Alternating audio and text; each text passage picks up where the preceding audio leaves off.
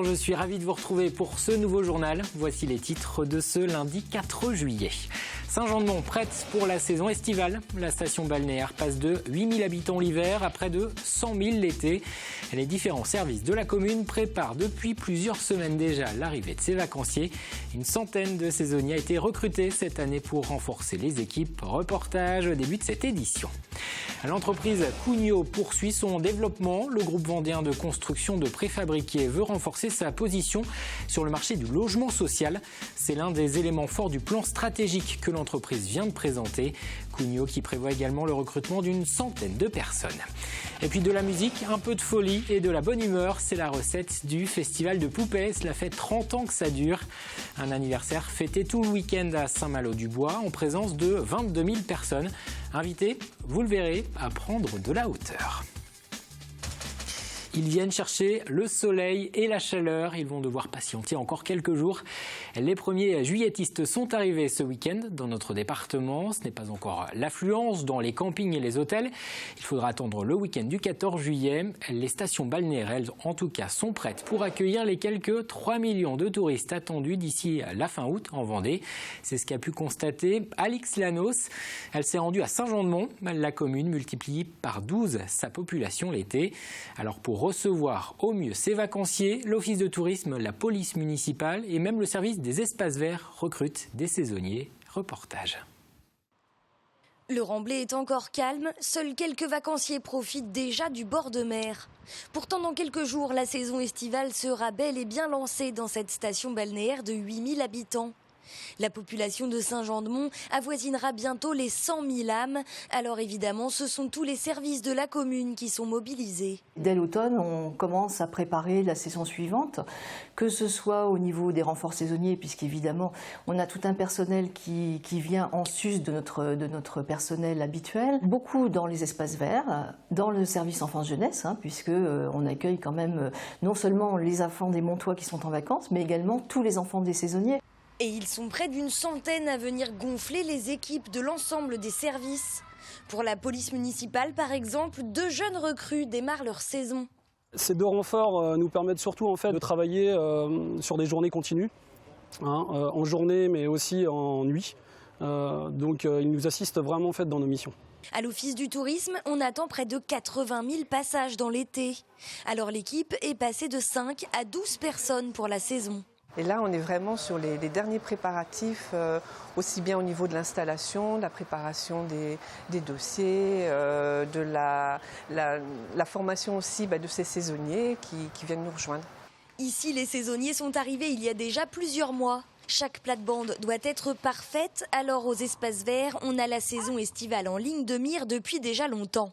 Alors c'est un challenge. Il faut qu'on puisse avoir terminé toutes nos plantations de massifs estivaux. Allez, on va dire au 1er juillet. Ça fait partie de nos critères environnementaux, de notre label Ville et Village Fleuris. Voilà, c'est plein de choses qui motivent les équipes, qui créent une émulation même parmi les saisonniers. Création d'emplois, commerce boosté, le tourisme à Saint-Jean-de-Mont, c'est le principal moteur économique de la station. Cette année encore, les réservations sont là et tout est prêt pour le rush de l'été. Et pendant cette saison estivale, les contrôles vont se renforcer sur terre comme en mer. C'est le rappel fait par les affaires maritimes. Ils sont 8 agents dans le département à intervenir pour faire respecter les règles de navigation et de pêche. Ces derniers jours, une opération de contrôle a été réalisée au large des Sables d'Olonne. Il s'agissait notamment de vérifier la conformité des engins de pêche de loisirs installés en mer.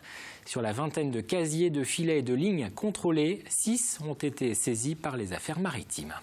On a relevé un ensemble d'engins qui du coup ne sont pas conformes à la réglementation. Vous en avez un petit peu de 2 types. Vous avez d'abord les engins qui ne sont pas immatriculés. Donc c'est le cas notamment du casier et un des filets qu'on a relevé.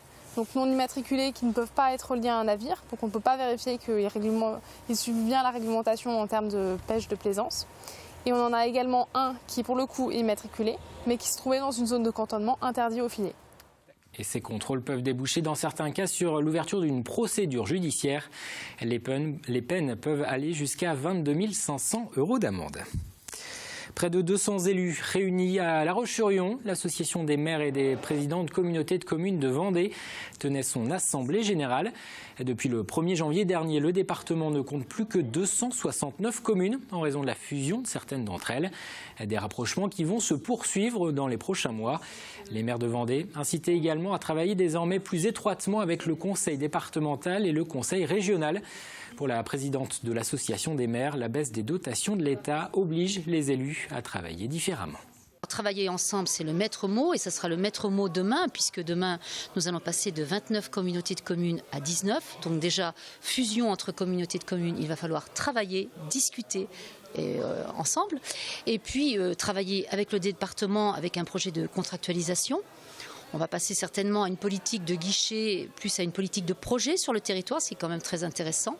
Et puis certainement aussi avec le pacte de ruralité de la région que Bruno Retailleau va nous présenter tout à l'heure. Je pense qu'il va y avoir un chemin à travailler ensemble différent. Au chapitre économie, l'entreprise Cugnot conforte son positionnement sur le marché du logement. Spécialisée d'abord dans les années 70 dans la fabrication de cabines de chantier, la société vendéenne a développé au fil des années une activité de construction de bâtiments et de logements préfabriqués. C'est aujourd'hui l'un des leaders français de la construction industrialisée. Cugnot, qui emploie 1300 personnes, dont 1 millier en Vendée, vient de présenter son plan stratégique. Il prévoit d'ici 2022 de renforcer son activité de logement social. Explication, Pierre Dalicieux. Le logement social, c'est un marché que Cugnot Construction entend bien développer. Ici, ce type de logement à destination des agglomérations devrait rapporter plusieurs dizaines de millions d'euros à l'entreprise d'ici 5 ans, contre à peine 2 millions aujourd'hui. Nous espérons que cette nouvelle activité nous permette de doper notre croissance et que ça représente près de entre 20 et 25% de notre chiffre d'affaires total, effectivement à terme.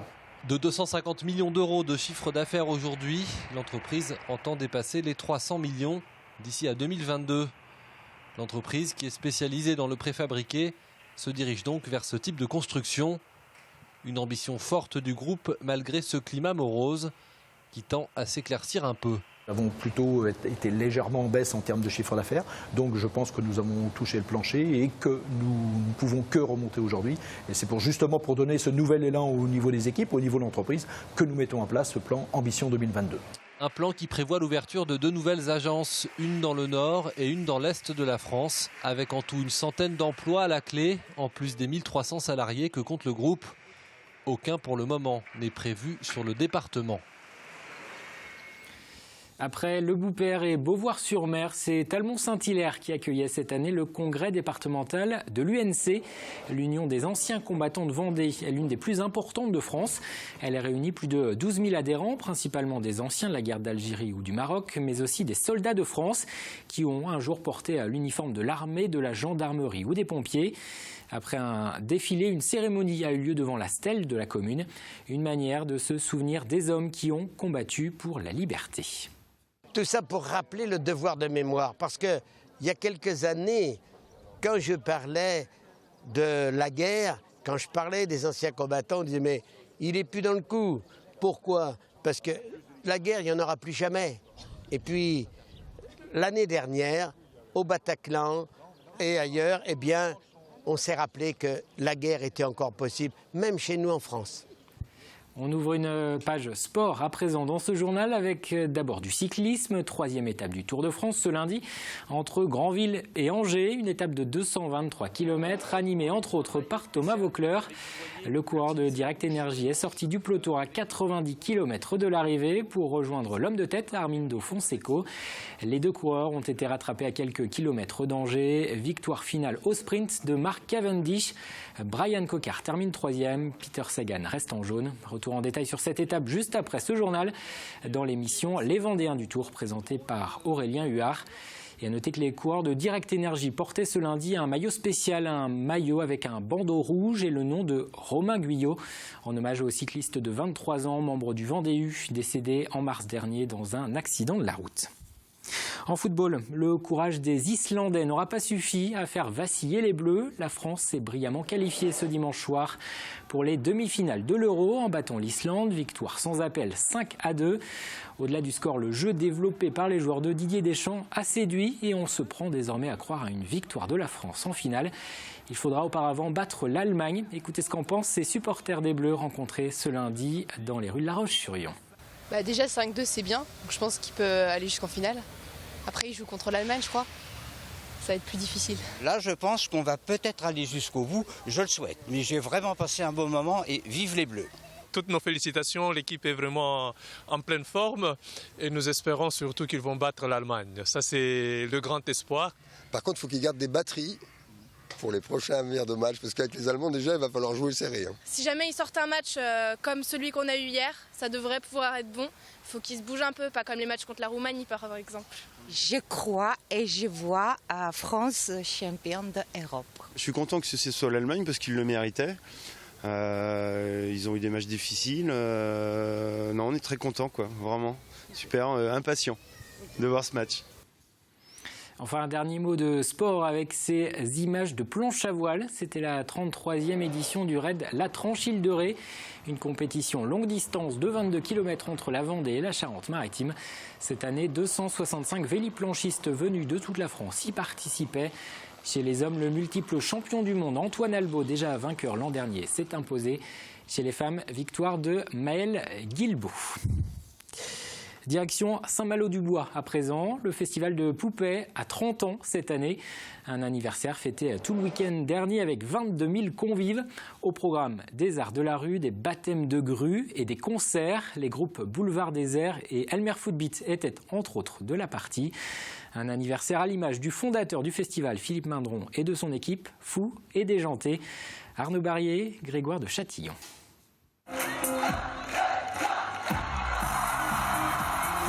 Un week-end de folie à Poupée pour les 30 ans du festival.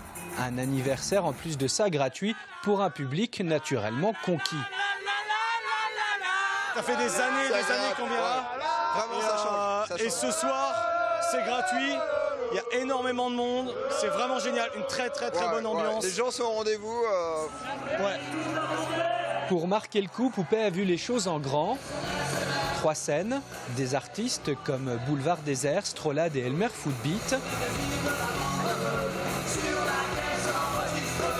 Des surprises et des animations comme cette montée en nacelle tirée par une grue. C'est très bien. Il y a un petit peu d'attente, mais c'est super bien.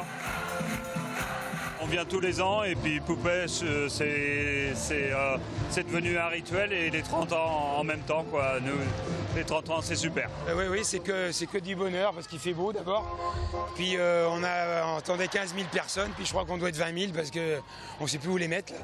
Donc, mais c'est voilà, que du bonheur. Il fait une fois de plus, on est bien parce qu'on revient où toute l'histoire a démarré. C'est-à-dire ici, dans cette belle vallée de Poupée, dans toute la prairie précisément. Et c'est bien de retrouver nos premières racines. Philippe Mindron n'est jamais le dernier pour faire le show avec ce bain de foule dont il s'est fait une spécialité depuis quelques années. Un président de festival soutenu, c'est le cas de le dire, par son public.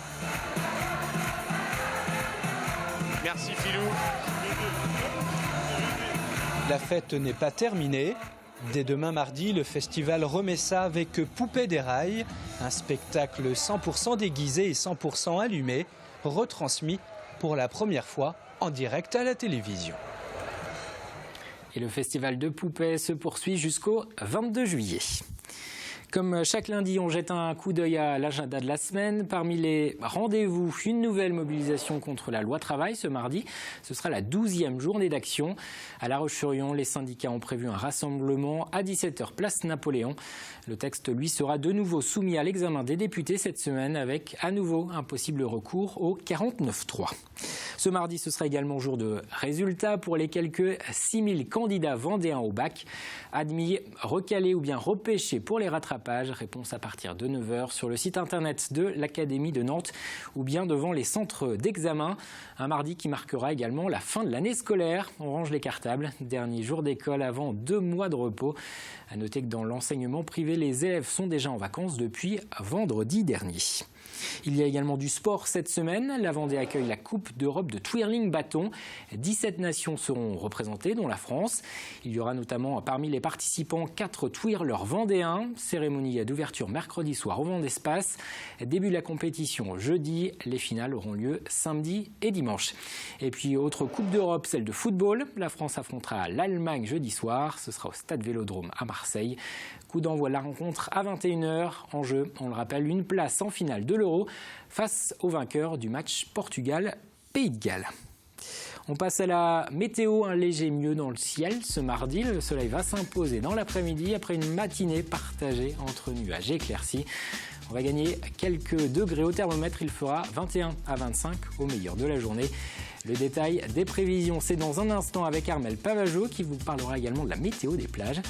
C'est la fin de cette édition. Merci de l'avoir suivi. Les programmes continuent sur TV Vendée qui se met à l'heure estivale. Avec le début cette semaine des différents programmes de l'été. Vous pourrez retrouver notamment tous les soirs du mardi au vendredi à 19h les virées de l'été. Hervé Leroc part sur les routes de Vendée avec un nouveau compagnon de voyage, Arnaud Barrier, qui testera tout cet été de nombreuses activités. Et pour cette première émission, il s'est essayé à la voltige aérienne. On se quitte sur ces images. Moi, je vous retrouverai demain pour un nouveau journal. Regarde devant toi. Wow, alors ça c'est fou ça. De voir le ciel sous les pieds et en haut le paysage, tous les champs. Incroyable. Incroyable. Je suis dans un autre monde. On peut se promener comme ça pendant longtemps. Ouais, bon, ça commence à faire un peu mal à la tête. Mais... On revient à l'endroit alors. Ouais, on peut revenir à l'endroit. Ça va? Ah, ça va, j'ai vu un peu des étoiles. Ça m'a secoué le cerveau. C'est parfait. Là, tu te sens pas mal? Ouais, non, pour l'instant, ça va bien, ouais. Ok, ben regarde devant, c'est un petit peu plus brutal. T'es prêt? D'accord. Allez. Wow! Ok, moins